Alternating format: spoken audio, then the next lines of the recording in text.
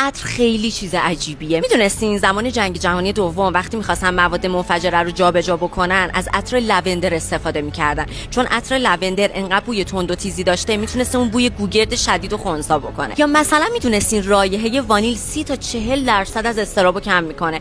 بر همینم توی فرودگاه‌های آمریکا یا تو هواپیماشون ازش استفاده میکنن تا اون اضطراب آدم‌ها رو کم بکنه. خیلی‌ها وقتی اسم عطر میاد یاد فرانسه میافتن، اما واقعیت اینه که عطرسازی مال ما ایرانیاست. اصلا اختراع عطر تو ایران و مصر و بین النهرین اتفاق افتاد. چند وقت بعدش اومدن ایرانیا و اعراب این دانششون رو به اروپایی‌ها انتقال دادن.